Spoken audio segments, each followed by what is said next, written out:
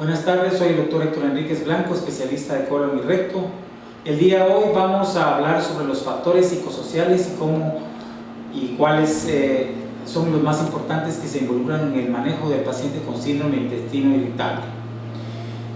Respecto al síndrome de intestino irritable, siempre es importante en la atención del paciente tener en cuenta los parámetros que hablamos anteriormente sobre eficacia, servicio y seguridad. Esto va dado relacionado tanto por el médico, la relación paciente y especialmente en algún sistema donde exista, por ejemplo, un tercero, como por ejemplo los seguros o algún tipo de servicio que sea pagado. Básicamente, cuando viene un paciente con síndrome de intestino irritable, en el manejo nosotros nos preguntamos siempre como médicos si el dolor es orgánico, si es funcional, y si fuese orgánico, pues será de la pared o de alguna víscera. Si en el caso es funcional, pues qué componente psicosocial es el que tiene asociado el síntoma. Si sospechamos un dolor orgánico, qué métodos diagnósticos emplearíamos y cómo trataríamos al paciente con dolor abdominal crónico, que son los casos más difíciles. El día de hoy, por supuesto, vamos a hablar de estos factores psicosociales, quitando por un lado los biomédicos que ya los discutimos, y en esto vamos a hablar un poco del estrés, del neuroticismo, la hipervigilancia, la catastrofización, la mala afrontamiento, o sea, un estilo inapropiado de afrontamiento, psicomorbilidad asociada, incluyendo también el abuso sexual, falta de apoyo sexual percibido. ¿Por qué? Porque todos ellos tienen que ver con la expresión de la enfermedad y el pronóstico a largo plazo. Como pueden ver acá, en los casos que clasificamos como leve o moderado, pues estos factores psicosociales casi son nulos. En cambio, en los casos severos, que usualmente se manejan en centros especializados porque los pacientes no mejoran, las variables fisiológicas intestinales casi se encuentran normales, pero los factores psicosociales juegan un papel importante y la utilización de servicios de salud. Son aquellos pacientes que encontramos con múltiples visitas a médicos, a diferentes médicos. Dentro de estos factores psicosociales, pues primero es el estrés, el estilo de afrontamiento del paciente, un mal apoyo social, el abuso que puede ser sexual, físico o emocional, el estado psicológico del paciente, incluyendo la presencia de ansiedad, depresión, desórdenes de personalidad o desórdenes somatomorfos, las creencias que el paciente tiene en salud y el comportamiento hacia la enfermedad. Vamos a ir hablando uno por uno. Estos factores psicosociales son la forma en que el paciente siente en realidad los síntomas, o sea que modulan el grado de severidad que el paciente tiene, nos dan un comportamiento específico para la enfermedad y el pronóstico y la calidad de vida relacionada con la salud. Como todos sabemos, estos factores psicosociales pues modifican la fisiología gastrointestinal, alteran la expresión clínica, impactan en la utilización y gastos médicos, también en la respuesta terapéutica, porque muchos pacientes no se curan o persisten con sus síntomas y nosotros también tenemos que seleccionar un apoyo. Acá tenemos este acrónimo que se llama el de las 4 P's. Quiere decir cómo influyen los factores psicosociales en la expresión clínica del síndrome de intestino irritable, porque predisponen al inicio de la enfermedad, precipitan la recurrencia o la exacerbación de los síntomas, inclusive las recaídas, perpetúan el mantenimiento y la persistencia de los síntomas y la presentación, curso y expresión de la enfermedad. O sea, recuerden las 4 P para establecer cómo influyen los factores psicosociales en la expresión clínica de la enfermedad. Luego, estos estresores o factores psicosociales asociados, pues aquí podemos observar cómo se convierten en detonadores de síntomas, cómo alteran la motilidad y cómo alteran la sensibilidad visceral. Dentro de los 4 que hemos mencionado, el abuso sexual y físico, que es altamente prevalente en los pacientes con síndrome de intestino irritable, hasta un 40-45% de los pacientes con trastornos funcionales refieren ese abuso sexual. Por eso es importante identificarlo. Los acontecimientos vitales estresantes que pueden ocurrir en etapa temprana de la vida, la psicomorbilidad como ansiedad generalizada, depresión, influyen en la presencia de un dolor crónico. Aquí podemos apreciar lo que estamos mencionando desde otro punto de vista, y este dolor que, como sabemos, aunque sea periférico, aquí influye mucho el procesamiento cerebral en la intensidad y en la sensación que tiene el paciente. Por eso nosotros tenemos que mencionarle al paciente que no es que el dolor sea localizado ahí, sino que aunque sea localizado ahí, él tiene un procesamiento cerebral del dolor, lo que hace que pues, se module, ya sea por pensamientos, sentimientos o por la actividad propiamente del paciente, ¿verdad? Como todos sabemos, el dolor es una experiencia sensorial, sin embargo, puede involucrar también ciertos pensamientos o condiciones relacionadas con el mismo, cierto patrón de afectividad relacionado con el mismo sufrimiento que el paciente tiene, la experiencia y comportamiento hacia la enfermedad, que hacen que el dolor pues, se modifique, algunas veces es mayor y a veces es menor. Entonces, las etapas del dolor, primero la parte sensorial, o sea que el órgano periférico donde está afectado, luego el componente afectivo, que nos lo va a dar el sufrimiento, la respuesta emocional negativa que tiene el impacto sobre el dolor, cognitivo, que es lo que significa el dolor, y el comportamiento del dolor que vamos a ver. O sea que todo esto compone el dolor del paciente con trastorno funcional gastrointestinal. Aquí lo miramos, esta es la imagen que nos caracteriza, nosotros lo mencionamos como la imagen en cebolla. ¿Por qué? Porque tiene múltiples capas. El dolor, aunque sea sensorial, la experiencia sintomática va a ir relacionada no solo con las partes sensoriales, sino también con la parte cognitiva, la parte afectiva, ¿verdad? También los aspectos socioculturales influyen. ¿Por qué? Porque las creencias acerca del significado de las molestias, la capacidad de control del dolor que tiene el paciente y las preocupaciones acerca del mismo, pues juegan un papel importante en mantener ese dolor, ¿verdad? Aquí podemos mencionar también que hay aspectos fisiológicos, psicológicos que alteran, aunque inicialmente el síntoma era de origen periférico, pues posteriormente hay una sensibilización central, incluyendo pacientes que tienen psicomorbilidad asociada, como ansiedad o depresión o psicomorbilidad psiquiátrica. Estos pacientes tienen una expresión del dolor diferente que el paciente normal. Tenemos que aclarar dos términos, primero es el de alodinia y el segundo es de hiperalgesia.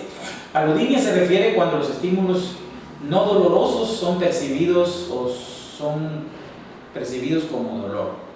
Y hiperalgesia cuando los estímulos dolorosos producen más dolor del esperado. En el paciente con síndrome de intestino irritable tenemos ambas. Tenemos predominantemente alodinia, que es un sensor de hipersensibilidad visceral, ¿verdad? ¿Cómo sospechar una mala adaptación psicológica al dolor? Primero, cuando el paciente tiene unas expectativas ideales no razonables, cuando tiene una mala conducta hacia la enfermedad, un mal manejo del mismo, problemas con la relación médico-paciente, el paciente en realidad mantiene un rol de dependencias importante, no cumple las indicaciones médicas y hay una desproporción entre los síntomas y los hallazgos físicos. Eso tiene que hacer sospechar una mala adaptación psicológica al dolor. Entonces aquí vamos a sopesar dos grandes variables. Por un lado, las positivas, como la autoeficacia, o sea, la sensación de que yo puedo controlar el problema, y el positivismo, contrario a las variables negativas que incrementan el dolor. Por ejemplo, la catastrofización, que luego vamos a hablar bien detallado del mismo, la ansiedad anticipatoria del dolor, el miedo evitativo, la desesperanza y el pesimismo, todos ellos son factores importantes que influyen en aumentar el dolor crónico y hacerlo persistente, ¿verdad? Acá puede observarse la prevalencia que tienen de desórdenes psiquiátricos en pacientes con síndrome de intestino irritable. Tres grandes series, el Dr. Blanchard de Canadá, el Dr. Lee y el Dr. Walker, quienes efectuaron varios estudios donde podemos observar aquí a la larga cualquier diagnóstico del eje 1 de la clasificación de SM es elevada. O sea que aquí podemos observar de 90, 94, 93, 94% de prevalencia. O sea que estos desórdenes son importantes en el manejo del paciente con síndrome de intestino irritable. Aquí pueden ver otra serie. Aquí tenemos el desorden de estado de ánimo. Y tenemos, por ejemplo, la depresión mayor, que se encuentra en el 30%. Aquí incluye cualquier desorden del estado de ánimo actual o previo en el 40%, y también los desórdenes de ansiedad previa o actual en un 60%, ¿verdad? Aquí ansiedad generalizada 30% y cualquier desorden 50%, o sea que en la vida del paciente hasta un 80-85% en manejo de estos pacientes que tienen problemas. En el paciente con síndrome de intestino irritable y trastornos funcionales, nosotros tenemos que ver estas variables importantes como factores psicosociales, incluyendo el neuroticismo, que es un rasgo de personalidad manifestado por la tendencia a experimentar emociones y comportamientos y pensamientos de forma negativa. Pacientes con esta variable, junto a una sensibilidad a la ansiedad que se define como la hipersensibilidad a sensaciones somáticas por creer que estas tienen consecuencias dañinas, ya sean desde los 3 puntos de vista: físicas, psicológicas y sociales, que hacen o predisponen al que el paciente presente un estilo de afrontamiento con catastrofización. Después vamos a ver a qué se refiere catastrofización, porque es muy frecuente en los pacientes con desórdenes funcionales y en los grados severos. Un apoyo social percibido bajo, modulan la presencia de un síntoma con intensidad elevada. Aquí en esta variable se vuelve a repetir cómo la ansiedad, el neuroticismo, un afrontamiento con catastrofización provocan una atención selectiva en un síntoma, la percepción del incremento de síntomas, la hipersensibilidad ansiedad y por supuesto el incremento del dolor. El paciente no se cura del dolor. Hablamos del abuso sexual, que es altamente prevalente en los pacientes con síndrome de intestino irritable. Se sabe que los pacientes abusados tienen 3 veces mayor riesgo de tener algún trastorno funcional gastrointestinal, y es un evento traumático que repercute como una consecuencia a largo plazo, ¿verdad? Porque pues el individuo que ha sido abusado pues cambia por completo su vida desde diferentes puntos de vista, ¿verdad? Aquí podemos ver los desórdenes de personalidad en los pacientes con síndrome de intestino irritable, como sin abuso sexual. Para comparar, los que fueron significativos acá fueron los que tenían el desorden obsesivo compulsivo, o sea, y no, y más de todo el paranoide y el esquizoide. O sea que haber tenido abuso sexual en una temprana edad pues favorece que el paciente desarrolle en algún momento no solo mayor psicomorbilidad, mayores desórdenes del eje número 1, sino también trastornos de la personalidad. ¿Cómo sospechamos nosotros el abuso? Como vimos, es altamente prevalente en los pacientes con síndrome de intestino irritable. Primero, desde el punto de vista psicológico, el paciente es desconfiado, siempre quiere tener el control, siempre se manifiesta con desesperanza, dependencia, sentimientos de culpa o vergüenza. Tenemos que sospechar el abuso como historia.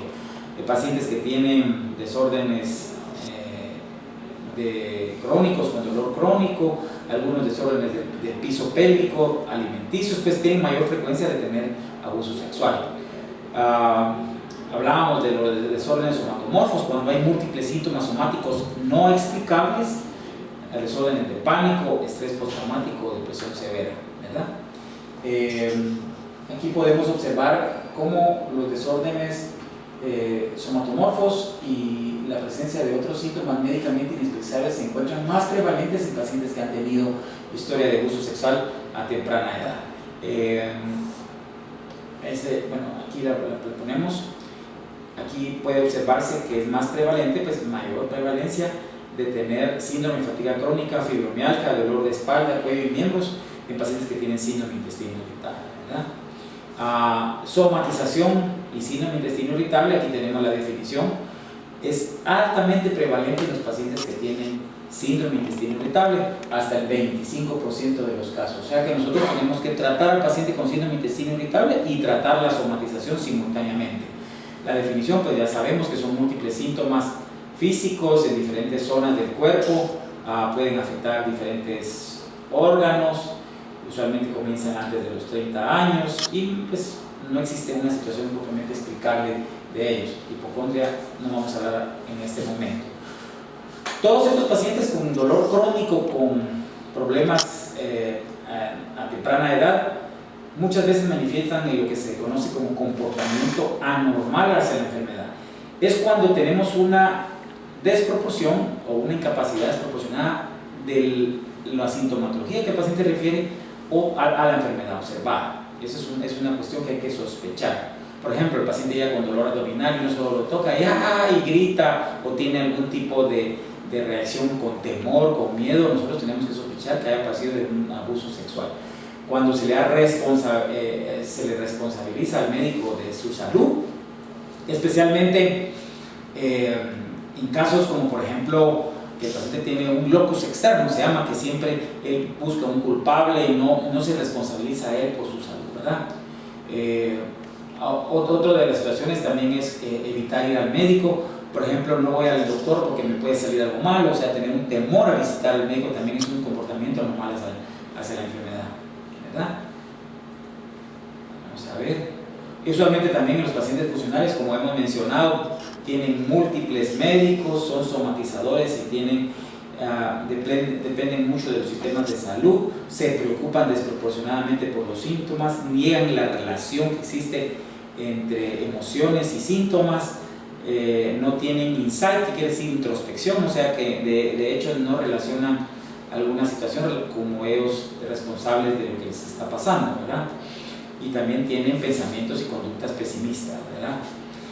Otro de los conceptos que hay que evitar es el miedo evitativo, que en realidad es una conducta normal cuando se presenta en etapa de dolor agudo. ¿Por qué? Porque el paciente evita mover una parte del cuerpo, es como una adaptación que tiene el cuerpo para tratar de evitar un área. Por ejemplo, si se opera del colon o del recto, pues el paciente va a tratar de evitar mover esa parte. Pero cuando este miedo evitativo se manifiesta como un síntoma crónico, pues en realidad el paciente está teniendo pues la posibilidad de mantener el síntoma de una manera inapropiada, ¿verdad? Autoeficacia, que muchas veces está mal en este tipo de pacientes, pues es la convicción personal, como les mencionaba, de poder realizar satisfactoriamente algo que nosotros nos proponemos, ¿verdad? El paciente sencillamente no tiene autoeficacia, dice, yo no puedo curar este dolor, no tengo el control para esto, el dolor es insoportable, ¿verdad? Otro de los síntomas que manifiestan estos pacientes es la hipervigilancia, lo que nosotros llamamos vigilancia exagerada. En todo proceso de duda respecto a qué es lo que me está pasando en algún síntoma, este tipo de pacientes pues tiene un incremento en atender una parte, específicamente atender el proceso de atención aumentado, que hace que los pacientes pues presenten esta situación con más frecuencia, vigila en cierta parte. Por ejemplo, el paciente que tiene manchado fecal se pone a vigilar que tenga manchado fecal. El paciente que tiene dolor abdominal se pone a revisar si tiene dolor abdominal. O sea que selecciona un área del cuerpo más porque está estresado pensando en que todavía no se ha curado, ¿verdad? Dentro de las distorsiones cognitivas, que son errores sistemáticos en el proceso de información, vamos a definir una muy frecuente, que es la catastrofización. Nosotros la conocemos porque el paciente siempre nos dice, ¿y si voy a estar enfermo? ¿Y si tengo cáncer? ¿Y si no me voy a curar, doctor? Ese ¿y si? Es muy significativo. ¿Por qué? Porque es un proceso de pensamiento caracterizado por enfocarse excesivamente en sensaciones dolorosas, rumiación, como le llamamos, exageración de la amenaza, magnificación y percepción de ser incapaz de afrontar una situación dolorosa, desesperanza. Eso es lo que caracteriza la catastrofización. Es muy frecuente, pero es más frecuente en este tipo de pacientes. Es así que finalmente logramos establecer un detonador, la percepción de la amenaza, emocionalmente se involucra el paciente, vigila ciertas partes corporales, los interpreta como catastróficos, viene el pensamiento negativo y este círculo vicioso hace que el paciente no se cura. De hecho, en la evaluación conductual que tenemos que hacerle a estos pacientes, tenemos que buscar varias situaciones, por ejemplo, cómo influyen estos factores psicosociales en la modulación del dolor. Nosotros como médicos tenemos que empezar a que el paciente relacione estas áreas entre sí. Y para ello utilizamos siempre, como recuérdense, la agenda del paciente, el reconocimiento de estos factores, establecerle que nosotros como médicos tenemos límites, tenemos que educar al paciente, tenemos que negociar un plan de diagnóstico y tratamiento, enfocarse en hacer responsable al paciente de su salud con objetivos realistas, reasegurarle que en realidad sus síntomas no se deben a cáncer, ni se va a morir de ello, ni se va a tener un evento catastrófico negativo. Lo tenemos que escuchar, validar sus síntomas, porque esto a la larga es empatía. Esto quiere decir que nos vamos a ganar al paciente de una buena manera. Asimismo, aunque existen diferentes escalas de empatía, como uno puede relacionarse con el paciente, pero pueden ustedes observar acá las diferentes interacciones que existen entre un paciente y cómo puede estar pues en el zapato del paciente, como decimos normalmente, ponerse en los pies de la otra persona. Y nosotros hemos desarrollado esta escala de factores de aceptación, de factores psicosociales, desde cero, donde el paciente niega tener una relación, que es lo más común, hasta una aceptación completa y reconocimiento de cómo manejar el problema. Cuando miramos que el paciente ya va pasando a estas fases, porque ya el paciente está curándose del problema. Y para ello logramos intervenciones de salud donde requerimos pues que el paciente haga cambios en su estilo de vida, y para ello pues utilizamos este acrónimo de las 5A: averiguar, aconsejar, acordar, ayudar, asegurar. Eso es lo que nosotros mencionamos. Dentro del manejo del paciente funcional, todo lo que hemos hablado tiene mucho que ver, no vamos a entrar en detalle porque se refiere a lo mismo, ya habíamos hablado básicamente de las diferentes formas en que tenemos que abordar al paciente, y pues finalmente eso era el tema principal.